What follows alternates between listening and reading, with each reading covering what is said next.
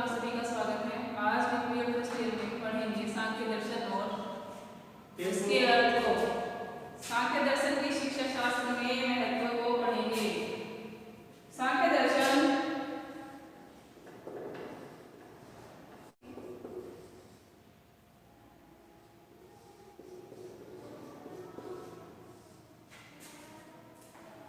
सबसे अधिक प्राचीन है।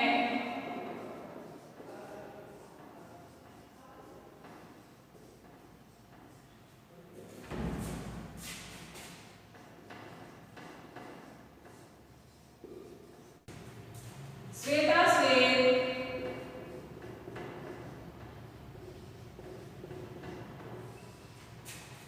कर्ण प्रश्न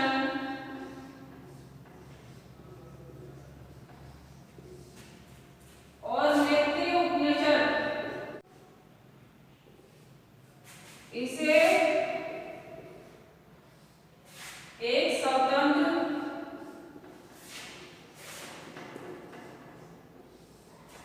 दर्शन के रूप में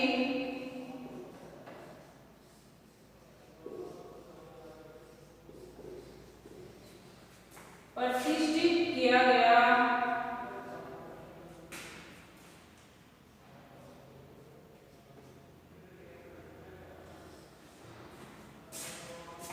प्रतिष्ठित किया गया महर्षि कपिल। सांख्य दर्शन का अर्थ एवं उसकी परिभाषा है। सांख्य दर्शन वेद मूलक षष्ठ दर्शनों में सबसे अधिक ही प्राचीन है। यूं तो सांख्य दर्शन संबंधी विचार वेद और श्वेताश्वेत कर्ण प्रश्न और मैत्रेय उपनिषद में पहले से ही विद्यमान है, परंतु इसे एक स्वतंत्र दर्शन के रूप में प्रतिष्ठित किया गया है। किसके द्वारा? कपिल मुनि के द्वारा। ठीक है। महर्षि कपिल ने सबसे पहले ऐसे व्यक्ति हैं जिन्होंने वेद साहित्य में निहित दार्शनिक सिद्धांतों की विवेचना की है। सांख्य दर्शन को उन्होंने महत्वपूर्ण स्थान दिया। उन्होंने सांख्य सूत्र के अनुसार तत्व संख्या समास दर्शन का प्राचीनतम रचना की। इसमें केवल 22 सूत्र हैं। सांख्य सूत्र में 537 सूत्र हैं और उसमें सांख्य दर्शन के सिद्धांतों का सप्रमाण पत्र प्रतिपादित किया।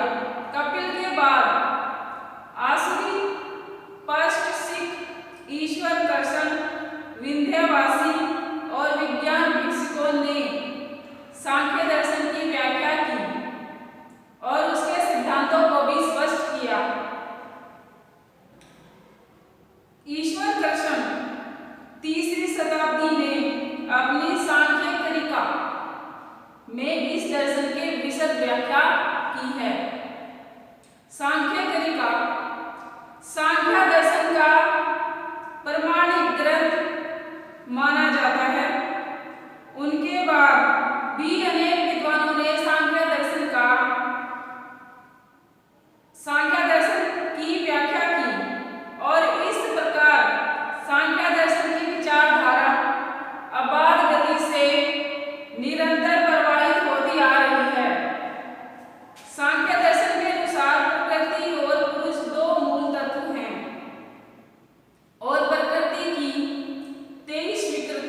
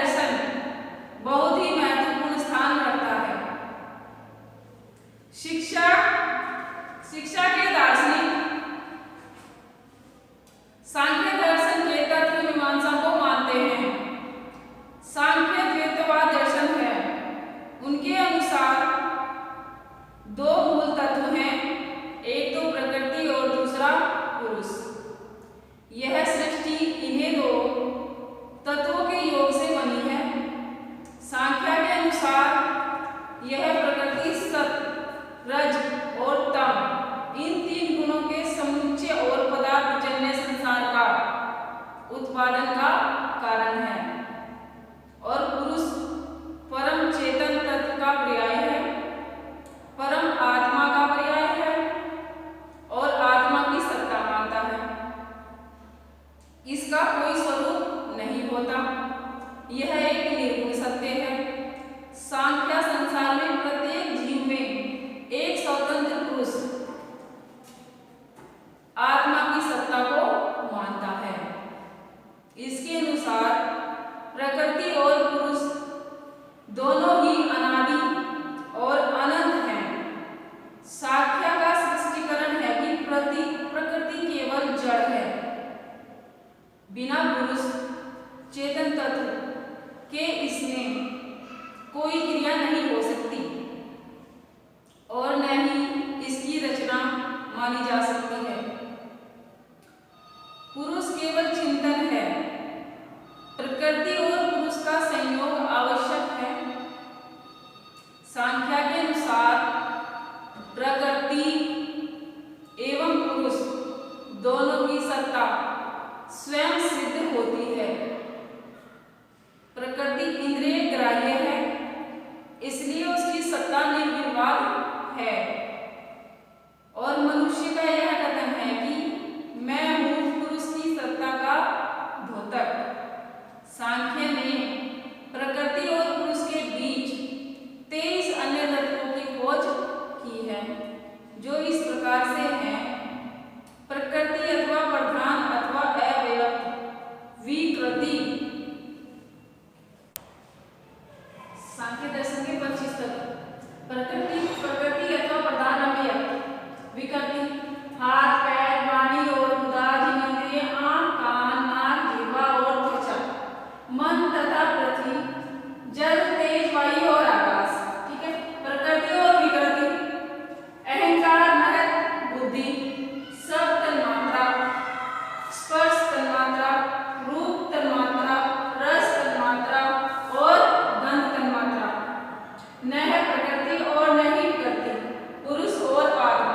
ये सब सांख्य दर्शन के अनुसार 25 तत्व हैं, जो 23 तत्व इंसान के अंदर हैं, जिनके मिश्रण के द्वारा प्रकृति का निर्माण हुआ है।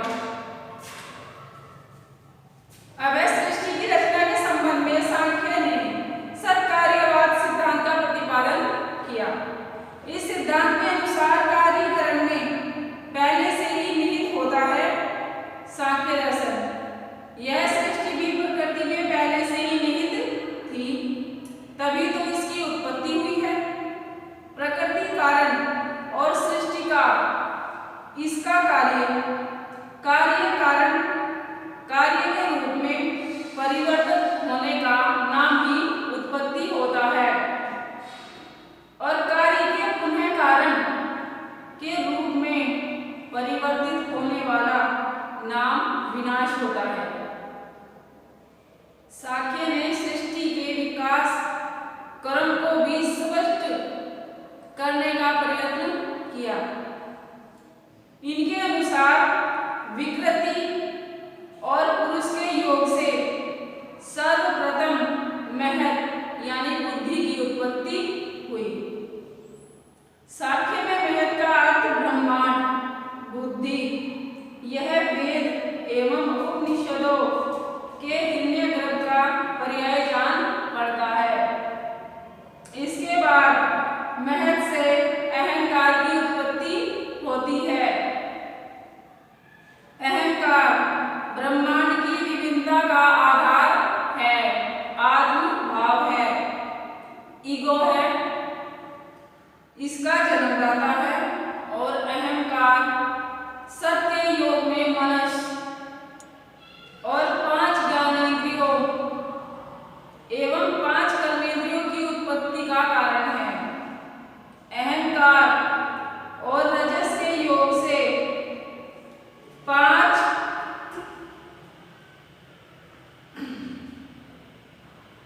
महाभूतों पृथ्वी, जल, तेज, वायु और आकाश की उत्पत्ति होती है। भोग और मुक्ति के विषय में सांख्य मत अनेक वैदिक मतों से भिन्न है।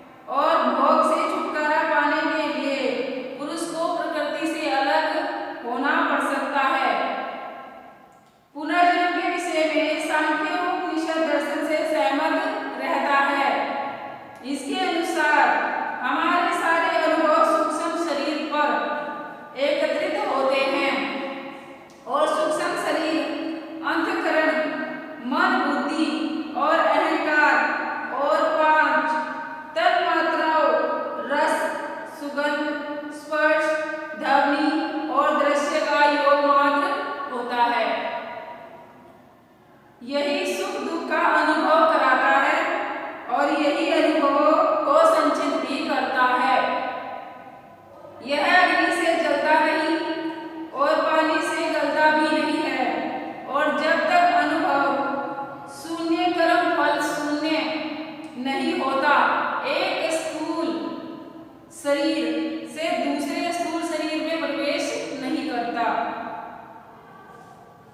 इसी पुनर्जन्म सूक्ष्म शरीर का पुनर्जन्म होता है, आत्मा का नहीं। आत्मा तो पुरुष है, जन्म मरण के बंधन से मुक्त है। सांख्य दर्शन की ज्ञान एवं तर्क मीमांसा। सांख्य दर्शन ने ज्ञान को दो भागों में बांटा है।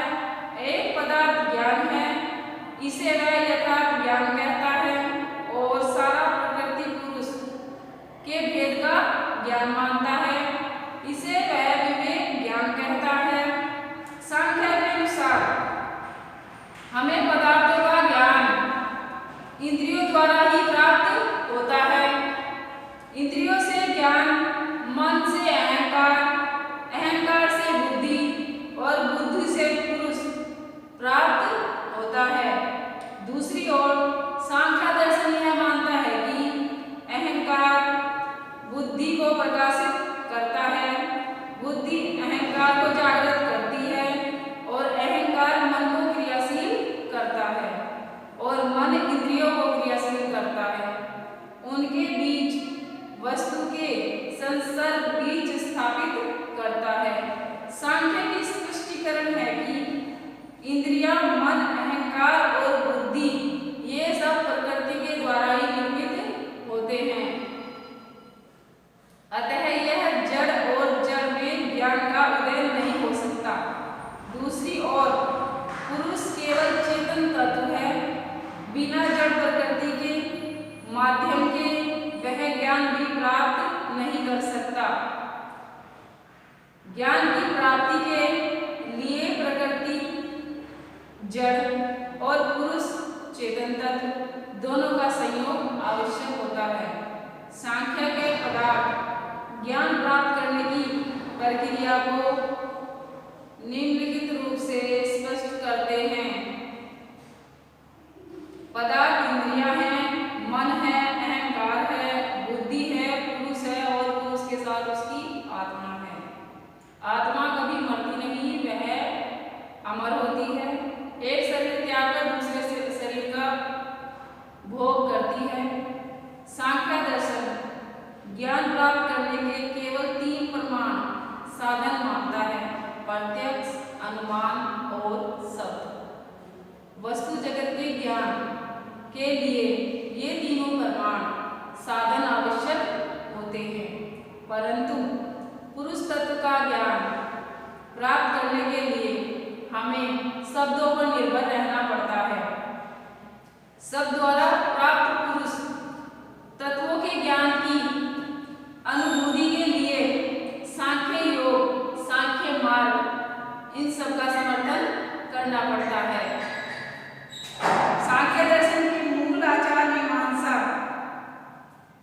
सांख्य दर्शन का आरंभ दुख त्रय, आध्यात्मिक, आत्मा, मन और शरीर संबंधी, आदि भौतिक बाह्य जगत संबंधी और आदि दैविक ग्रह एवं दैवीय प्रकोप संबंधी घटनाएं की सार्वभौमिकता को स्वीकार किया जाता है। सांख्य के अनुसार दुख से छुटकारा नाम ही मुक्ति के मोक्ष को प्राप्त करना है। इस संदर्भ में पहला प्रश्न है कि सुख दुख का भोग करता है। सांख्य का उत्तर है कि पुरुष और प्रकृति के योग से उत्पन्न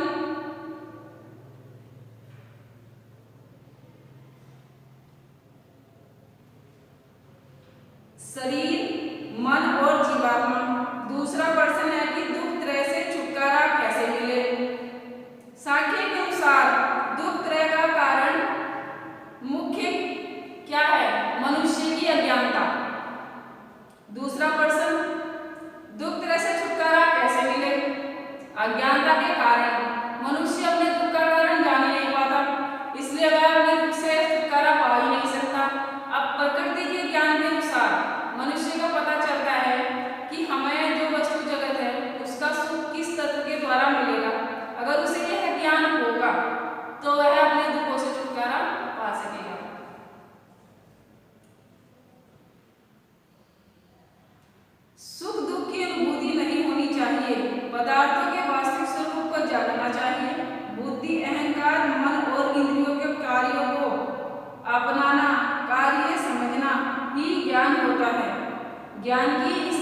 ही मनुष्य सुख और दुख के अनुभव को महसूस कर सकता है और उसके अलग अलग तरह के अनुभवों को प्राप्त कर सकता है। सांख्य योग साधन मार्ग यम, नियम, आसन, प्राणायाम, प्रत्यायाम, धारणा, ध्यान और समाधि, यह सब एक आवश्यक तत्व माने गए हैं। यम का अर्थ है मन, वचन और कर्म का संयम। इसके लिए योग सत्य, अहिंसा, असत्य, अपरिग्रह, ब्रह्मचर्य व्रत का पालन और उसके लिए इन सब योग का निर्माण नियम भी